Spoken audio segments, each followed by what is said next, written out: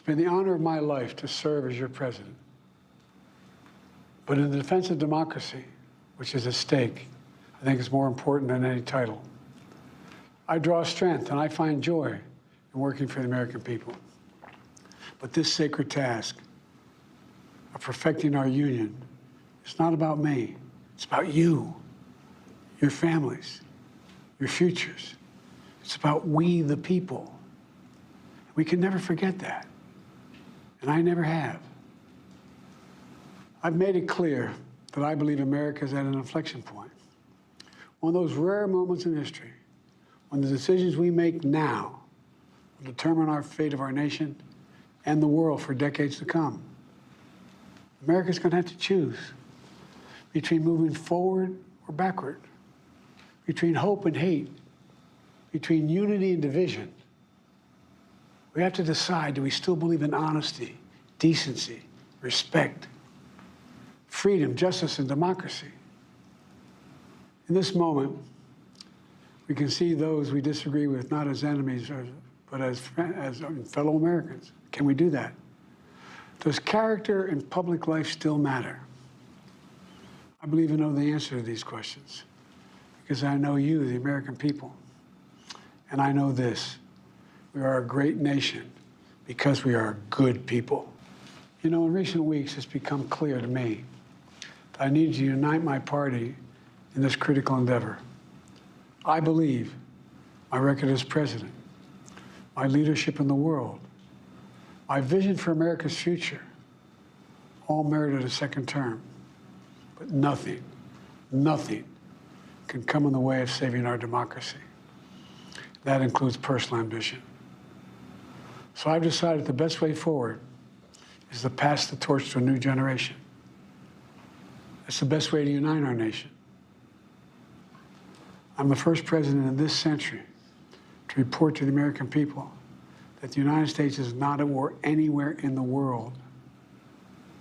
We'll keep rallying a coalition of proud nations to stop Putin from taking over Ukraine and doing more damage. We'll keep NATO stronger, and I'll make it more powerful and more united than any time in all of our history. I'll keep doing the same for our allies in the Pacific. You know, when I came to office, the conventional wisdom was that China would inevitably surpass the United States. That's not the case anymore. And I'm going to keep working to end the war in Gaza, bring home all the hostages, and bring peace and security to the Middle East and end this war. We're also working around the clock to bring home Americans being unjustly detained all around the world. You know, we've come so far since my inauguration.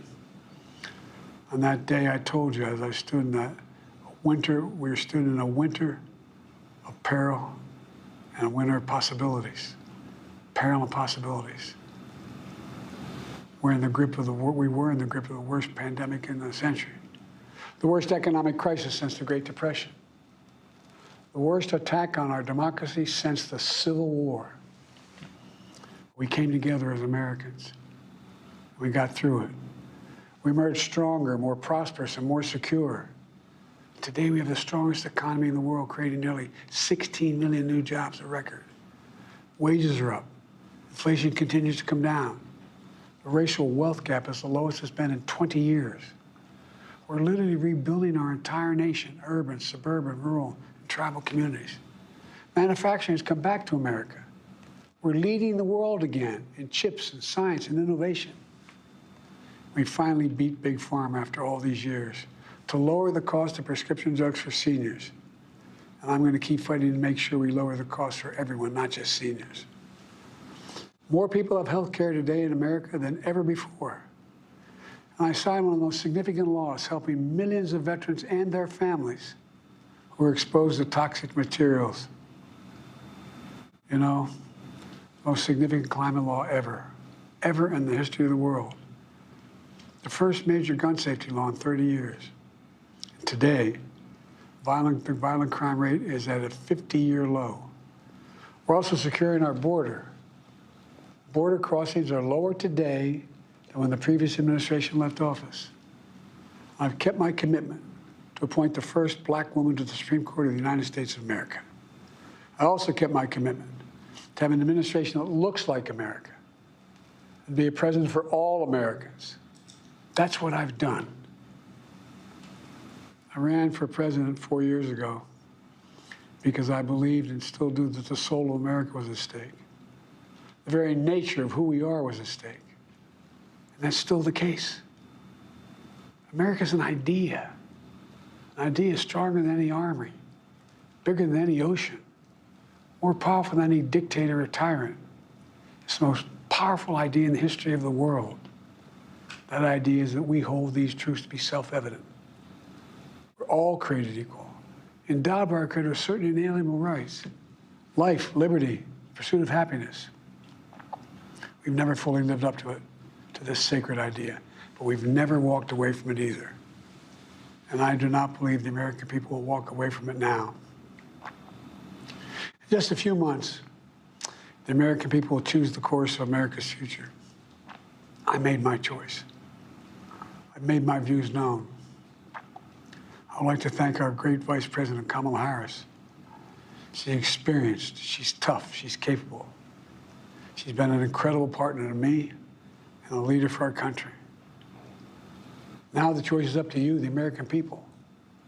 When you make that choice, remember the words of Benjamin Franklin that's hanging on my wall here in the Oval Office. When Ben Franklin was asked, as he emerged from the convention going on, whether the founders had given America a monarchy or republic, Franklin's response was, a republic, if you can keep it. A republic, if you can keep it. I've given my heart and my soul to our nation, like so many others. I've been blessed a million times in return with the love and support of the American people. I hope you have some idea how grateful I am to all of you. The great thing about America is here, kings and dictators do not rule, the people do. History is in your hands. The power is in your hands. The idea of America lies in your hands. We just have to keep faith, keep the faith, and remember who we are. We're the United States of America, and there's simply nothing beyond our capacity when we do it together. So let's act together, preserve our democracy. God bless you all, and may God protect our troops. Thank you.